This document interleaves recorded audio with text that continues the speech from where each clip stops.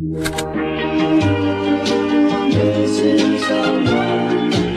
assalamualaikum warahmatullahi wabarakatuh. Perkenalkan, kami dari kelompok 1 yang akan mempresentasikan judul materi kita yang pertama, yaitu jenis-jenis penulisan karya ilmiah. Sebelumnya saya sebagai moderator Rusida Al-Fatah dan anggota kelompok lainnya, yaitu yang pertama Yunita Fitri M sebagai penyaji, Dewi Fortuna Rahayu sebagai penyaji, Ultri Asih Nur Aini sebagai penyaji, dan Tasya Maulani sebagai penyaji. Baik, langsung saja kita masuk ke dalam materinya. Terima kasih waktunya moderator. Di sini saya akan menjelaskan tentang jenis-jenis dari karya ilmiah. Nah, sebelumnya kita harus mengetahui dulu apa pengertian dari karya ilmiah itu sendiri. Menurut Brotowojoyo, karya ilmiah merupakan karangan ilmu pengetahuan yang menampilkan fakta dan dibuat dengan menggunakan metodologi penulisan yang baik dan benar. Sedangkan menurut Eko Susilo M, karya ilmiah merupakan suatu tulisan ataupun karangan yang didapatkan sesuai dengan sifat keilmuannya dan didasari dari hasil penelitian, pengamatan, peninjauan terhadap bidang ilmu tertentu yang disusun dengan menggunakan metode tertentu dengan memperlihatkan sistematika penulisan yang baik dan santun, serta dapat dipertanggungjawabkan keilmuannya. Jenis-jenis karya ilmiah itu pertama ada skripsi. Skripsi merupakan karya ilmiah yang dibuat oleh mahasiswa untuk bisa mendapatkan gelar sarjana S1. Skripsi memuat tulisan berisi pendapat penulis dan mengacu berdasarkan teori yang diterbitkan sebelumnya. Yang kedua ada tesis, karya tulis ilmiah mahasiswa untuk menyelesaikan program studi S2 atau pasca sarjana yang bersifat lebih mendalam dibandingkan dengan skripsi. Tesis mengungkapkan pengetahuan baru yang didapatkan dari penelitian yang dilakukan oleh individu yang bersangkutan. Yang ketiga ada disertasi atau PhD tesis, diperuntukkan bagi mahasiswa program S3 atau meraih gelar doktor yang mengemukakan analisis yang dapat dibuktikan oleh penulis berdasarkan dengan data dan fakta yang sahih dan valid dengan analisis yang terperinci. Disertasi berisi suatu temuan penulis sendiri yang berupa temuan orisinal. Baik, sekian penjelasan dari saya kembali akan menjelaskan mengenai proceeding. Proceeding merupakan kumpulan paper akademis, hasil publikasi dari seminar akademis atau konferensi. Proceeding berisi hasil pemikiran para peneliti yang sudah diseminarkan dalam suatu acara seminar nasional maupun internasional. Menurut Kamus Besar Bahasa Indonesia atau KBBI, proceeding merupakan kumpulan makalah seminar yang telah dibukukan. Proceeding memuat makalah dari pembicara kunci atau makalah kunci, makalah dari pembicara utama lain atau makalah utama, dan makalah dari peserta seminar atau makalah pendamping. Syarat-syarat proceeding. Proceeding yang dipublikasikan pada seminar harus memenuhi persyaratan-persyaratan tertentu. Syarat-syarat buku ilmiah yang dipublikasikan sesuai dengan jenis proceedingnya. Berikut syarat-syarat proceeding nasional. Yang pertama, memuat makalah atau paper lengkap. Yang kedua, penulisan dalam bahasa Indonesia. Yang ketiga, memuat International Standard Book Number atau ISBN.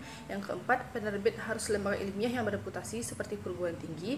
Yang kelima, penulis yang ikut berpartisipasi dalam penulisan makalah paling sedikit harus berasal dari 4 institusi berbeda.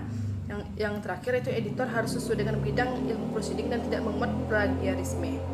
Syarat-syarat proceeding internasional. Yang pertama, memuat makalah atau paper yang lengkap. Yang kedua, penulisan dalam bahasa resmi PSBB. Yang ketiga, mempunyai International Standard Book Number atau ISBN. Yang kelima, penulis yang ikut berpartisipasi dalam penulisan makalah paling sedikit harus berasal dari 4 negara yang berbeda. Dan yang terakhir, editor harus sesuai dengan bidang ilmu proceedingnya dan tidak mengandung plagiarisme. Selanjutnya, format penulisan paper yang baik. Yang pertama, abstrak.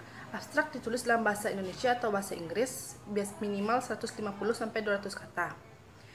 Selanjutnya itu pendahuluan. Pendahuluan membuat latar belakang permasalahan, pengantar pentingnya penelitian yang akan dikaji, dan dasar pemikiran untuk pemecahan permasalahan yang diteliti. Yang ketiga, landasan teori. Landasan teori memuat teori-teori yang didapatkan dari tinjauan pustaka yang berhubungan dengan penelitian yang dilakukan. Yang keempat, hasil penelitian dan pembahasan. Hasil penelitian menampilkan data-data yang didapatkan dari penelitian, sedangkan pembahasan menjelaskan secara detail hasil dari penelitian. Kelima, kesimpulan. Kesimpulan ditulis dalam bentuk butir-butir yang berkaitan dengan hasil penelitian, dan kesimpulan menjawab tujuan penelitian yang telah diuraikan dengan bagian pendahuluan. Yang terakhir itu daftar pustaka. Daftar pustaka merupakan referensi yang terkait dengan penelitian. Daftar pustaka minimal ada 10 referensi, baik itu jurnal nasional dan internasional. Sekian penjelasan dari saya. Selanjutnya kepada teman saya dipersilakan. Baiklah, saya Dewi Fortuna Rahayu akan melanjutkan pembahasan mengenai materi artikel ber-ISSN. Nah, sebelumnya kita harus tahu apa itu ISSN. ISSN ini kepanjangan dari International Standard of Serial Number atau Standar Internasional Nomor Majalah, yang merupakan nomor pengenal yang diberikan kepada terbitan yang digunakan untuk identifikasi publikasi berkala pada media cetak atau elektronik. ISSN ini terdiri dari 8 angka yang merupakan nomor pengenal dari majalah tersebut.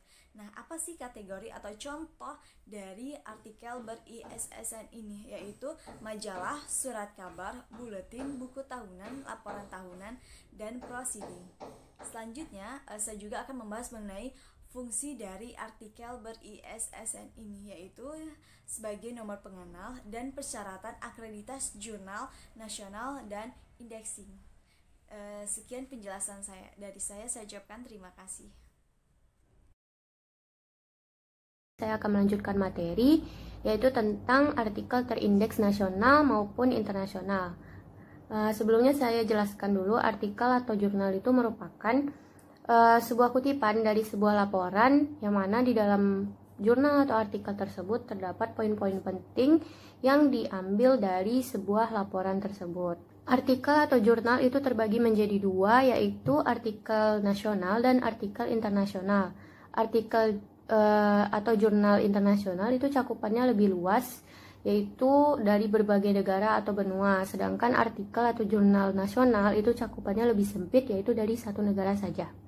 Ciri-ciri dari jurnal nasional itu yang pertama ada harus memenuhi kaidah keilmuan, yang kedua memiliki ISSN, memiliki terbitan versi online, dikelola secara profesional, bertujuan menampung hasil penelitian dalam disiplin ilmu tertentu, ditujukan bagi masyarakat ilmiah, diterbitkan di lembaga yang mumpuni, membuat karya ilmiah dari penulis yang berasal dari minimal 2 institusi yang berbeda, yang kemudian memiliki dewan direksi atau editor, dan yang terakhir terindeks DOAJ. Selanjutnya itu ada ciri-ciri dari jurnal internasional. Yang pertama ditulis menggunakan kaidah keilmuan, yang kedua ditulis menggunakan bahasa internasional atau bahasa resmi dari PBB.